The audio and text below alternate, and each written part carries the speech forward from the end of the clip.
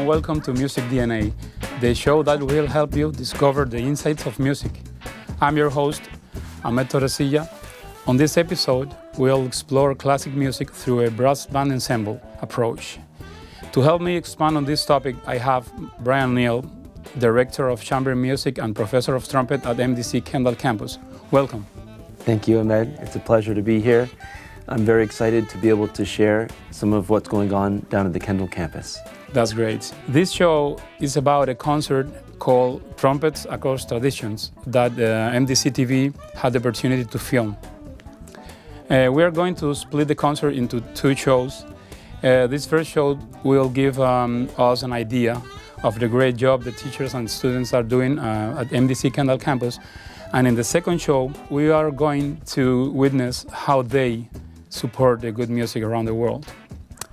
Okay, so let's start talking about your work here at MDC and what's your department focused on, because I know that many colleges and universities are focused on large ensembles like band and orchestra, and others are focused on solo performance.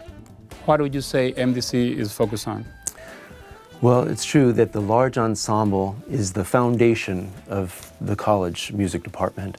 And we have 4 large ensembles, if we include the choirs at the Kendall campus: the band, the orchestra, the jazz bands, and then large choirs. And this is so important for the student to be able to experience all of these different ensembles, because whether they're going to go on to become teachers or they're going on to become performers, they need to be able to experience these different styles of music. In the band, the concert band, the traditions go back 100 years. And in every high school, of course, there's a band. Mm-hmm. And so for them to be able to play at the college level with this ensemble is very important. The orchestra, of course, dates back hundreds of years in the tradition of orchestral playing. And so we have wonderful directors that work with all these groups. Leo Walls, I wanted to mention, works with the orchestra and the bands. We have Matt Bonelli, who works with the jazz bands, and Jim Broderick as well. We actually have 2 full jazz bands that take place at the Kendall campus. And so it's so important for us to have this available for these students so that they can experience these different styles of playing. They're different animals. Yeah, for sure. You have the wind symphony. It's a certain style of playing that they need to learn, and then you have the jazz band, another complete different style that they experience. In addition to these large ensembles, I didn't go into the choirs, but we have 4 different choirs at the Kendall campus, also comprising efforts on working on different styles of music. In addition to the large ensemble, we have chamber music, and we have, of course, solo playing. All of these are so important for the student to be able to have a well-rounded education as a performer and perhaps a teacher eventually. That's great. Okay, talking about the student development here at MDC, how do you think this chamber approach and the increased contact with faculty influence the student projection toward their future and their continuing studies in other institutions? I'll use myself as an example for the chamber music, which is one ensemble that I hold dear. I played in a professional chamber group for 11 years where we toured all around the world, a group called the Dallas Brass. So when I got to Miami-Dade College Kendall campus 9 years ago, I felt strongly about giving these students the opportunity to grow in a chamber music setting. In the chamber music setting, the students develop certain skills that they don't develop in large ensembles. There's no conductor usually in the smaller chamber groups. We have the large brass ensemble that does use a conductor. But in the smaller chamber groups, it's required for the students to develop certain skills to be able to stay together, playing-wise, with tempos and so on, to be able to communicate with dynamics and phrasing, and to simply be able to work together with having different personalities. And that, to me, is the most fascinating part. And challenging, really, because when you don't have a teacher leading the ensemble rehearsal, you have the students giving their individual input, you're going to come up against personalities. And so we have a sort of a microcosm experience of what the real world is like, learning how to say, hey, you're out of tune, in a nice way. Yes. Could we try this passage, slowly, just you and I, to with the tuba playing a note so that we can check the intonation. So that's what I love about chamber music. It's up to them to learn how to develop as musicians, giving input, important input. That's great. Why don't we talk about the first example? We have the first piece by Johann Sebastian Bach, Baroque composer. Yes, this is the large brass ensemble is what we're going to be hearing today with these three important pieces. The first piece, the Bach, is inspired by Vivaldi. Bach was a big admirer of Vivaldi's music, and he took some of his melodies and wrote them for harpsichord and other settings. So this piece was taken, an arrangement that was done by the German brass, and then I rearranged for this ensemble. It's a fast piece, very up. You're going to hear them playing small trumpets, which we call piccolo trumpets, all the way down to the tuba. And it's a very lively, wonderful Baroque piece by Bach. Okay, Brian, so let's enjoy the piece by Johann Sebastian Bach.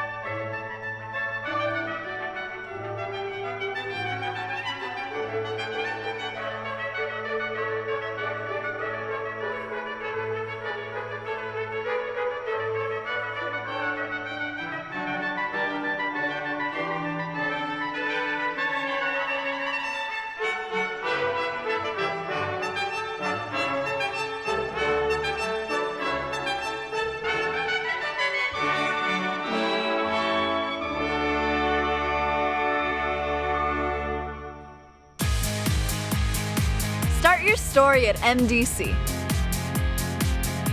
Be analytical. Be imaginative. Be a rising star. Be bold. Be connected. Be the solution. Be ready. What's your story?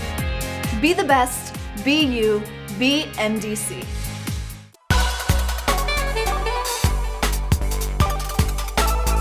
I hope you have enjoyed the performance as we did. Brian, let's talk a little bit more about all what you're doing in Kendall campus. Okay, there are different directions you can go with a piece of music. How you deal with that in your rehearsals?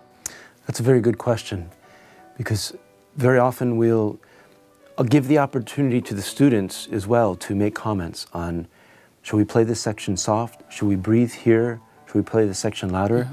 So in a chamber music setting, which the large brass ensemble is, we try to include everyone in the music making process. That's a part of learning how to be a good teacher, learning how to be a good performer. For instance, this piece that we just heard, the Bach, there are all sorts of choices that we could have for the articulations on how to play Baroque music. We could play di-da-da-da, or da-da-da-da-da, or di-da-da-da-da. So we try all three of them. And students and I encourage them, make a suggestion. How should we articulate this? Play it once for us. Let's all try it this way. Yes. And so then through that process, it's a learning experience. And that's how they'll work with their students as well, hopefully, because when we engage the students in the process, then it's more exciting for them. And of course, they learn more. So they're not just sitting there wondering what they're going to have for dinner, or I need to text my girlfriend. Or That's great. Yeah, it's an important experience. Okay, talking about the rehearsals, okay. Are your rehearsals very serious?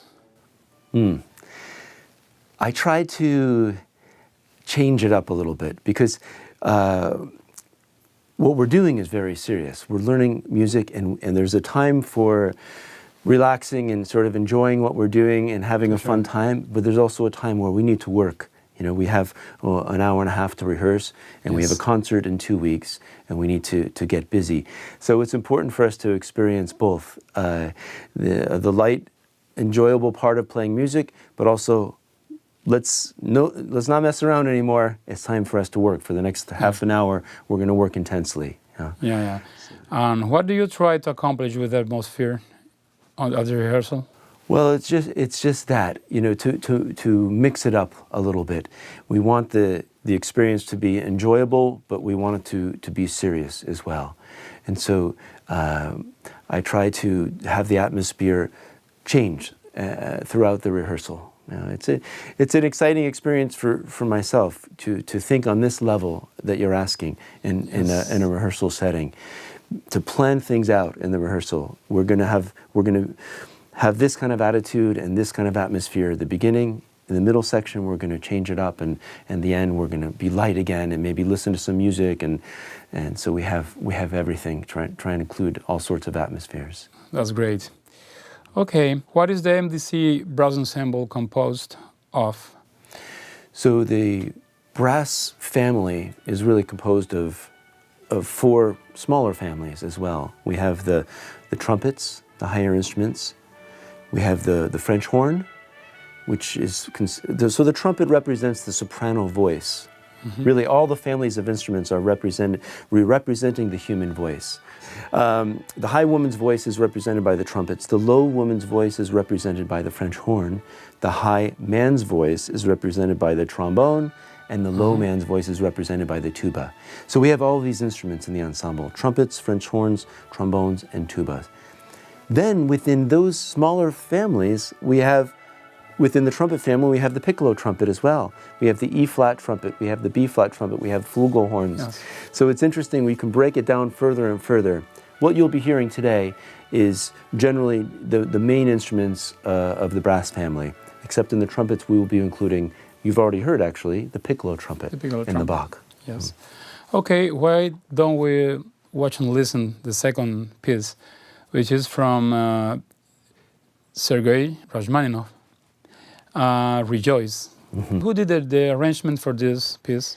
This is another arrangement that I took from another group and rearranged it for this setting of instruments. This was a favorite of the students.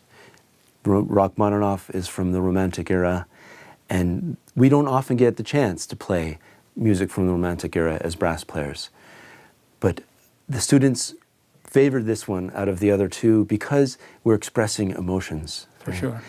And we feel these emotions, the sad emotion particularly in slow pieces, like this next one that we'll hear, from his Vespers, which is a sacred piece of music.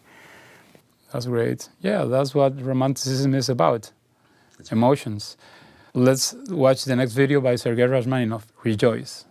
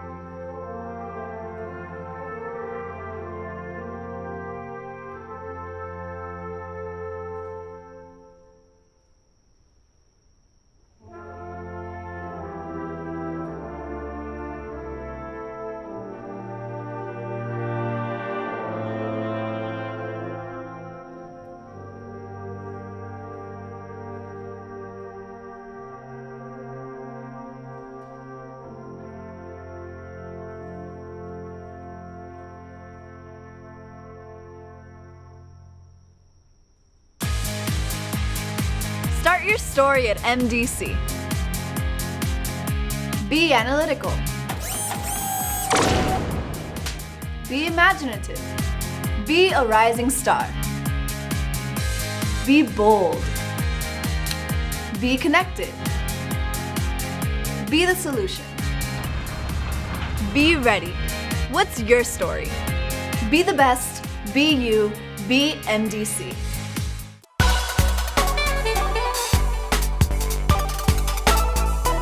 Welcome back to Music DNA. Brian, why don't we talk a little bit about how you get involved in music? How you started? Sure, I'd love to share. I actually grew up in Miami, born in New York City, but grew up in Miami. That's great. My first experience with music was singing in the Miami Boys Choir. We went to hear them in concert, and I told my dad I'd like to sing in a boys choir. So I joined the boys choir, and then I went to school at West Laboratory Elementary School, which was unusual for an elementary school to have a band, but that's where I was introduced to the trumpet. And I started the trumpet and didn't really get serious about the trumpet until I was in high school. And then I thought, this is something I'd like to do for my life. And then I started practicing. And I was fortunate to have a great teacher who was at the University of Miami at that time. And he really inspired me, and he showed me what I needed to do in order to get to the next level, to get serious, to be a performer. And that's so important for a young person, to have someone who can show them what they need to do to get to the next level, and then it's up to them, or it's up to me. And it was up to me. And I started practicing hours and hours a day. And I went to New York City to a music conservatory, Manhattan School of Music. Then I came back to Miami, and to the University of Miami, where I did my master's degree. And then shortly after that, I joined this ensemble, the Dallas Brass, where I was able to travel all around the world performing 100 concerts a year. Wow. And that was the experience of a lifetime. Yes, for sure. But my family was growing, and I was missing my family growing. And so I had this opportunity to begin teaching at Miami-Dade College, where I've been for the past 9 years. Yeah, that's a common problematic for every musician that is traveling all the time. So to spend time with family is super important. I understand you perfectly. Yeah. Why don't you talk a little bit about your experience in Miami-Dade College with the students? Yeah. So what I find what's special about Miami-Dade College is because we're open access, this is an opportunity for students to come to share their passion of what they want to do, their passion and their artistry. That has given me wonderful experiences with these students over the years. If you want to become a musician, they have the opportunity to do this at Miami-Dade College. We have an incredible group of faculty there that can do what my teacher did for me when I was in high school. And they can come to the college, and we can share with them the tools, give them the tools of what they needed to do to make it to the next level. And I've had students do this, and it's such a rewarding experience. They come in, they're scared, they don't know what to do, they don't know what the world of music is all about, and this is an opportunity to share with them my passion and show them the tools that they get into the practice room and practice for hours a day. What? I've got to practice for hours a day? Yes. Yes. In order to do this, you have to practice for hours a day. Otherwise, everyone would be doing it. It's not easy. It's not easy. And they have to recognize that they're not competing against the people around them necessarily, or even the people around them in Miami. They're competing against people all around the United States for these positions, whether they're going to be teaching or be a part of an orchestra. This one student I'm thinking of right now, Kevin Carabel. Yeah, this is serious. Yeah. Serious, and it's nice to give back what you get before. Okay, why don't we talk a little bit about the next video, the third song we're gonna watch today? Yeah, the final piece by George Friedrich Handel. This is from the Water Music, which is a set of pieces that he wrote for the King of England. And it's a wonderful story. The King of England had a floating barge out on the middle of the lake, and they were interested in what music sounded like bouncing off water. It is a different kind of sound when we hear sound bounce across water. So we had the whole orchestra row out to this barge out in the middle of the lake, and Handel wrote a piece for this special occasion, which he called the water music. And the king liked the piece so much that he had the orchestra repeat it 3 times. Now, one of these concerts, the only people that sit are the king and the queen. Everyone else has to stand. So they're all standing for about 2 hours listening to these pieces. Well, we're just going to be playing one of the more exciting allegro musics from this suite of pieces called A la Hornpipe. Okay, great. Before we go to the video, what do you have to say to everyone that wants to get involved with music? How would you recommend to start here at MDC? I would say contact us. Contact whether it's the North Campus or the Kendall Campus or the Wolfson Campus, whichever one's most convenient for you. Call the department. They will put you in touch with these caring, interested faculty, and they will take you, and we'll show you the steps on how to not only enroll in the school, but to how be a part of the ensembles, and we'll show you step by step how to be successful. Okay. Now you know.